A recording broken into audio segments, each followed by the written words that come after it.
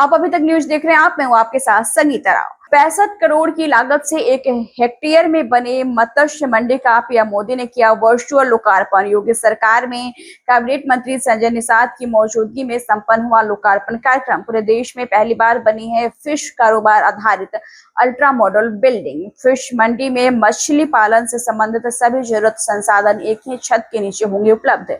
मछली पालन से जुड़े किसानों को इससे होगा लाभ, किसानों की बढ़ेगी आय। यशस्वी प्रधानमंत्री जी को बधाई देता हूं कि एशिया स्तर की एक मंडी इस चंदौली जनपद में मत्स्य के पालकों के लिए, मत्स्य क्षेत्र में काम करने वालों के किसानों के लिए एक मंडी स्थापित की है, जो हाईटेक मंडी है। इसका आज उद्घाटन लगभग 1000 से ऊपर परियोजनाओं का आज उद्घाटन करें, जिसमें 15 परियोजनाएं उत्तर प्रदेश में है। प्रधानमंत्री मत्स्य संपदा योजना, निषाद मुख्यमंत्री संपदा योजना से इस मत्स्य पालकों को आगे बढ़ाया। प्रधानमंत्री ने एक डिजिटल प्लेटफार्म का भी उद्घाटन किया, उसको नेशनल फिशरी डिजिटल प्लेटफार्म है, NFDP है। उस पर रजिस्ट्रेशन करिए, 100 रुपया मिलेगा, आप उससे पढ़िए, रजिस्टर्ड हो जाइए, पूरी जानकारी लीजिए। 104% का ग्रोथ रेट है मत्स्य पालकों का। आज पूरी दुनिया में उत्तर प्रदेश जो है, भारत जो है मत्स्य पालन उत्पादन में दूसरे नंबर का देश है। उत्तर प्रदेश 1 नंबर का उत्पादन क्षेत्र है इनलैंड फिशरीज में।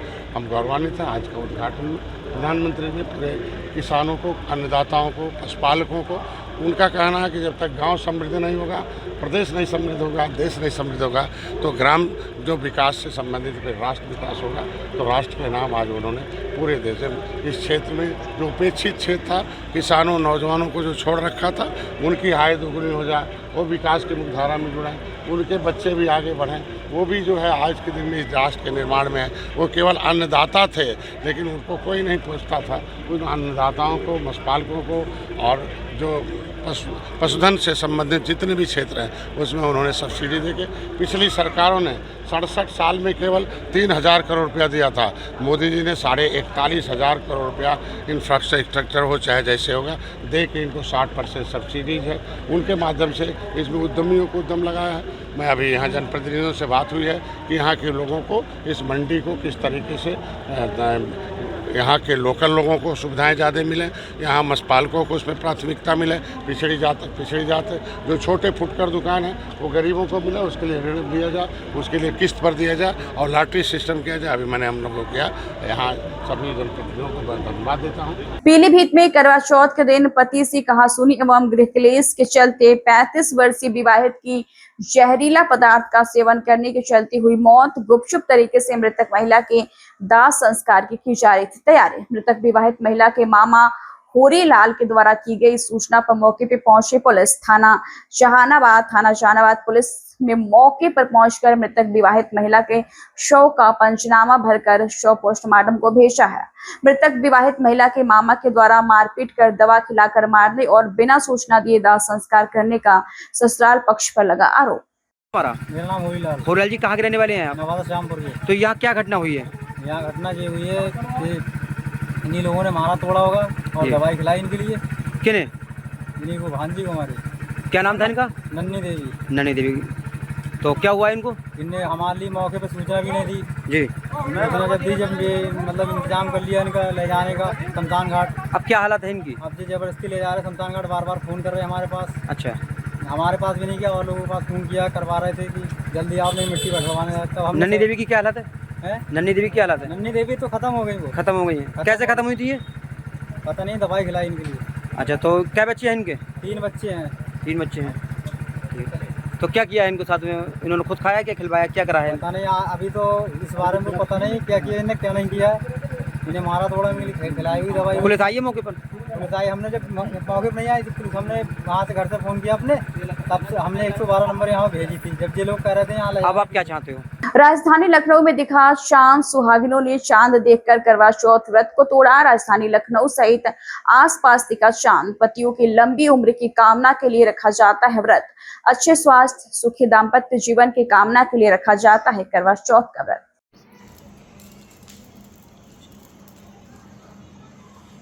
मामला कानपुर देहात से, जहां पर बैंक के अंदर कैश काउंटर से 3 लाख लेकर नाबालिग टप्पेबाज व रफू चक्कर का टाइप। बता दें कि बैंक लंच टाइम में नाबालिग चोर ने बैंक के अंदर दिया इस वारदात को अंजाम। सूचना पर पहुंचे एडिशनल एसपी ने की जांच पड़ताल। एडिशनल एसपी की जांच पड़ताल में बैंक के अंदर लगे हुए सीसीटीवी कैमरे नहीं है हाईटेक, चोर की स्पष्ट रूप से नहीं दिख रही है फोटो।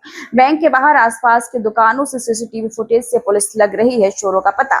दिन दहाड़े बैंक के अंदर चोरी ने खोली बैंक की सुरक्षा की पोल। ये प्रकरण लूट का नहीं है। एसबीआई की एक ब्रांच है सिकंदरा में जो काफ़ी व्यस्त जगह पे है।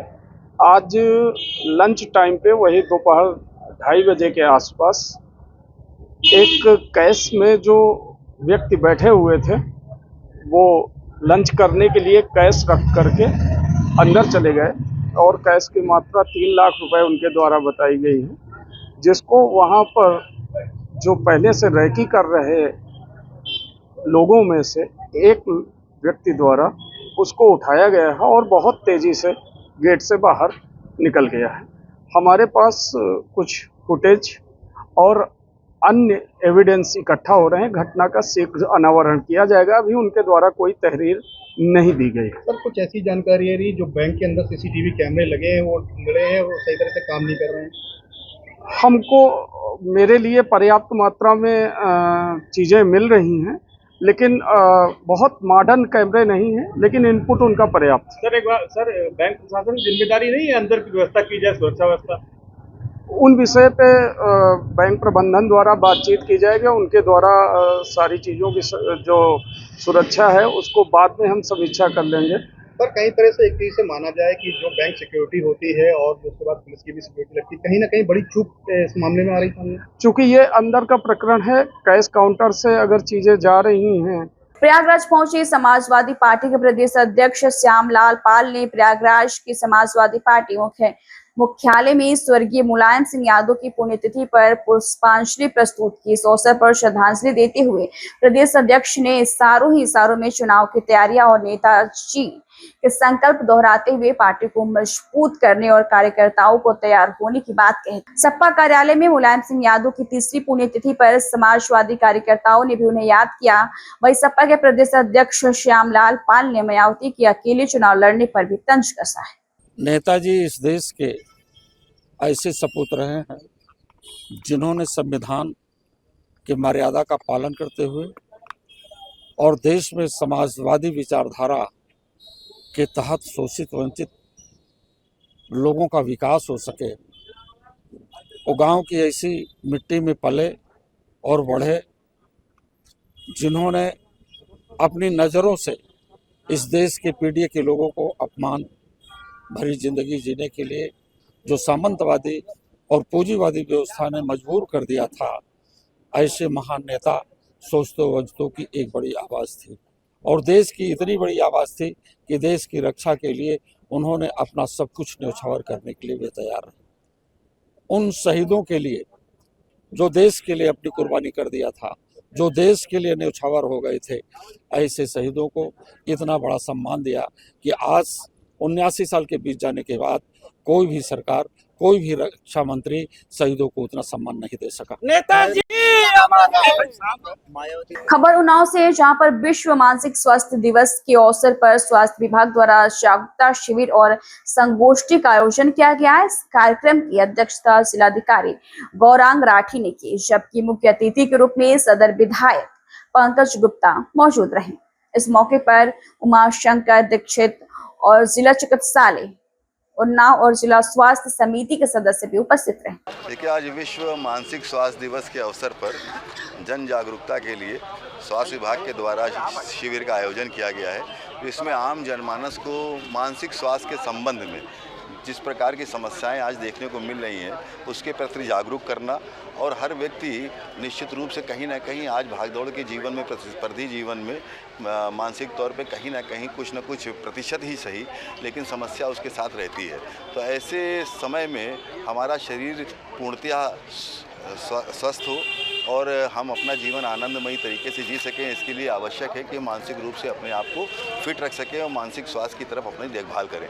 तो आज अपना पूरे उत्तर प्रदेश में, पूरे भारत में इस मानसिक स्वास्थ्य दिवस के अवसर पर इस प्रकार के शिविर लगाए जा रहे हैं और चिकित्सकों के माध्यम से और विशेषज्ञों के माध्यम से आम जनमानस को इस बीमारी के प्रति। खबर सोनभद्र से, जहां योगी सरकार के मिशन शक्ति अभियान को मुंह चिढ़ाता है वीडियो हुआ वायरल।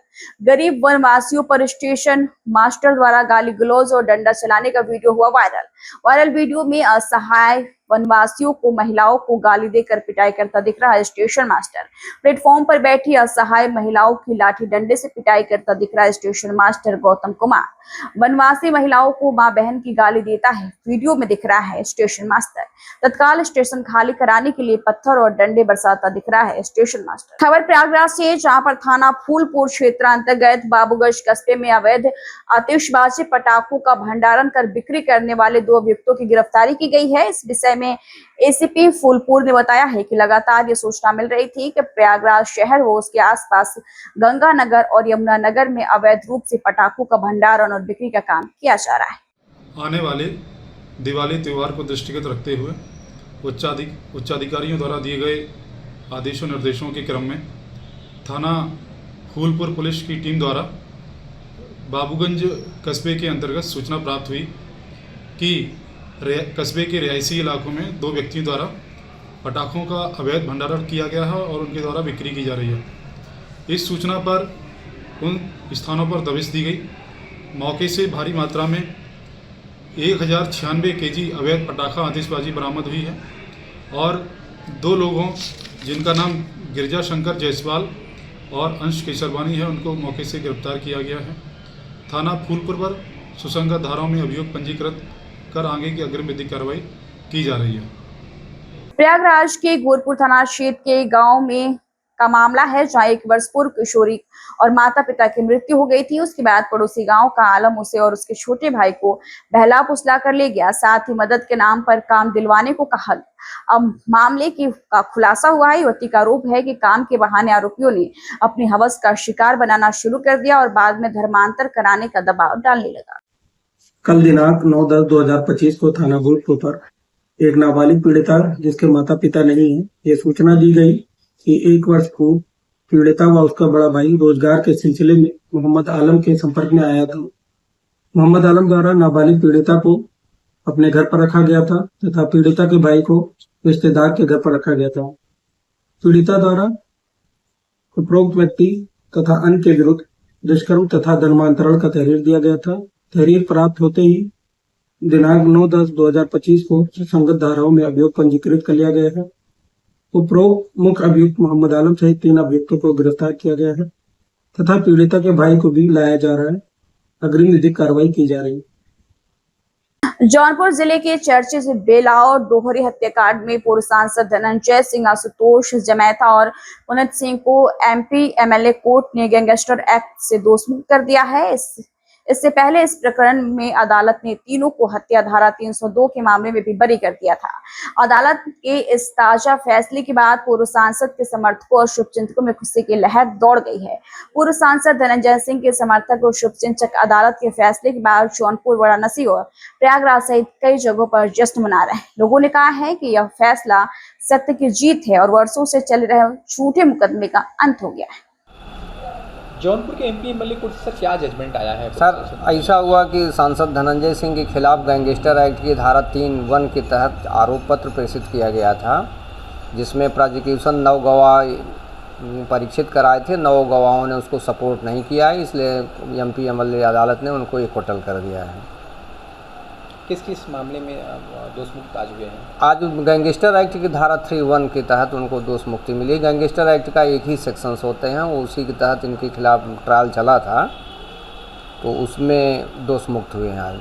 कितनी खुशी है सर उनके? अरे बहुत खुशी है सर, वो रिनाउंड आदमी है, यूपी लेवल के आदमी हैं और उनकी एक समाज में डिग्निटी है। हम लोग बहुत प्रसन्न हैं। हम लोग प्रसन्न तो इसलिए हैं कि उनके एडवोकेट हैं, उनके वेलफेयर के लिए लगे हैं, लेकिन समाज बड़ा खुश है। खबर प्रयागराज से, जहां पर शनिवार की सुबह लगभग 7 बजे बच्चों से भरी एक school van UP MP border स्थित पटहर गांव के पास अनियंत्रित होकर सड़क किनारे खाई में जा गिरी। वैन में new children public school Shankargarh के 8 बच्चे सवार थे।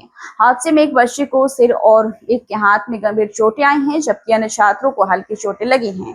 स्थानीय लोगों की तत्परता से सभी बच्चों को सुरक्षित बाहर निकाला गया है और पास के निजी अस्पताल में भर्ती कराया गया है। ड्राइवर हादसे में सुरक्षित बच गया है। अच्छा, पिंटू सिंह की गाड़ी, किसकी गाड़ी थी? पिंटू सिंह की। अच्छा, ये कौन सी स्कूल की गाड़ी है? कौन सी? New children public school. अच्छा, ये मतलब कहाँ पलटी है? पटाहट के थोड़ा सा पहले। कहाँ पे? पटाहट के थोड़ा सा पहले। अच्छा, उस समय गाड़ी में कितने लोग सवार थे, मतलब बच्चे? 7 लोग थे। 7 लोग। चोट किसको किसको लगी है? 4 लोगों को लगी है। अच्छा, मतलब कैसे अचानक पलटी, क्या था रीजन? कुछ ड्राइवर तेज चला रहा? खराब थी तो थोड़ा तेज किए थे तो वही लहराई है, फिर उसके बाद पलट गई। अच्छा, फिर जब गाड़ी पलट गई तो वहाँ पे क्या आप लोगों को आया कोई बचाने स्कूल की तरफ से? स्कूल की तरफ से तो कोई नहीं था, वो जो ड्राइवर थे तो वो भी निकल के बाहर खड़े हो चुके। 8 लोगों का नाम लिखाई हो, लोग अरे छोटे छोटे बच्चे थे, कोई गाँव मान ले, लेकिन 4 नहीं गिनती होना चाहिए। और ये बाद में कैमरे को पहुँचे थे। चलो ठीक है। फिलहाल आज की खबरों में इतना ही। जल्दी हाजिर होंगे कुछ और बड़ी खबरों के साथ, तब तक के लिए दीजिए इजाजत। नमस्कार।